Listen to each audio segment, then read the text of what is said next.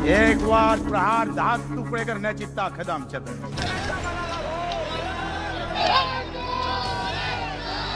शेतकरी कर्जमाफीच्या मुद्द्यावरून महाराष्ट्रातील शेतकरी पुन्हा रस्त्यावर उतरले.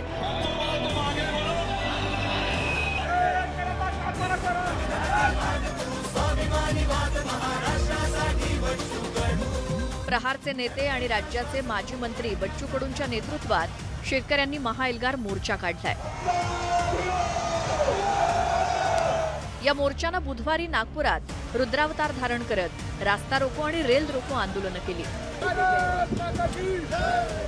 आक्रमक शेतकऱ्यांच्या या आंदोलनामुळे नागपुरातून हैदराबाद आणि मध्य प्रदेशकडे जाणारी वाहतूक विस्कळीत झाली. त्यामुळे वाहन चालकांना मोठा त्रास सहन करावा लागला.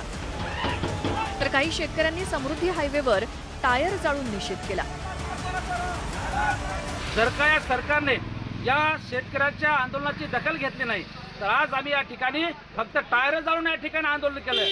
पण संध्याकाळपर्यंत ज्या सरकारने निर्णायक भूमिका घेतली नाही तर संध्याकाळपासून मात्र या महाराष्ट्रामध्ये या रस्त्यावर या रोडवर समृद्धी महामार्ग असो की हायवे असो महाराष्ट्रभर आम्ही अख्ख्या जागोजागी त्या ठिकाणी वाहनं जाळून टाकू. एवढंच नाही तर मंत्र्याच्या गाड्यांना सुद्धा फुकायला मागे पुढे पारणार नाही. शेतकऱ्यांच्या प्रश्नावरून बच्चू कडू मागील काही महिन्यांपासून आंदोलनं करतायत. मध्यंतरी सरकारनं त्यांना आश्वासनं देत आंदोलनं स्थगितही केली. पण आता बच्चू कडूंनी निर्वाणीचा इशारा देत थेट नागपूर गाठलं. कडूंच्या सरकारकडे मागण्या. अटी शर्तींशिवाय शेतकऱ्यांचं कर्ज माफ करा. नियमित कर्ज भरणाऱ्या शेतकऱ्यांचा 7/12 कोरा करा. ऊसाला प्रतिटन 4300 रुपये FRP द्या. कांद्याला किमान प्रति किलो 40 रुपये दर द्या. कांद्यावरची निर्यात बंदी, किमान निर्यात मूल्य, निर्यात कर रद्द करा. गाईच्या दुधाला 50 रुपये आणि म्हशीच्या दुधाला 65 रुपयांचा दर द्या. अशा प्रमुख मागण्या करत बच्चू कडूंनी सरकारला घेरल्याचं दिसतंय. जेपर्यंत देवाभाऊची इच्छा आहे तेपर्यंत चालू, त्याच्यावरच आहे का नाही. आखरी कसं आहे, बटन त्यांच्याजवळ आहे. त्यांनी निर्णय घेतले तर आंदोलन उद्या आजच बंद होते, नाही घेतले तर चालू राहणार. बरं, बटन दाबायला त्यांनी नागपूरला यायचं आहे की आता तुम्ही जाणार?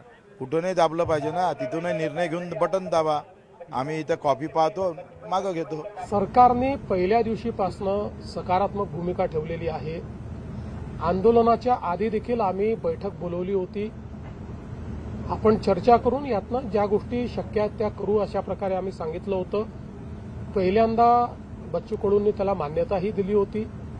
त्यानंतर त्यांनी अर्ध्या रात्री मला संदेश पाठवला की लोक जमा होतील, आम्ही असणार नाही, याच्यामुळे अडचण होऊ शकते, त्यामुळे आम्ही काही बैठकीला येऊ शकणार नाही.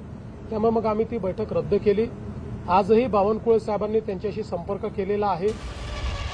खरं तर राज्यातील प्रमुख विरोधी पक्षांनी जे करायला हवं ते बच्चू कडू करतायत. काँग्रेससह महाविकास आघाडीच्या ऐवजी बच्चू कडू हेच सध्या विरोधकांची भूमिका पार पाडताना दिसतायत.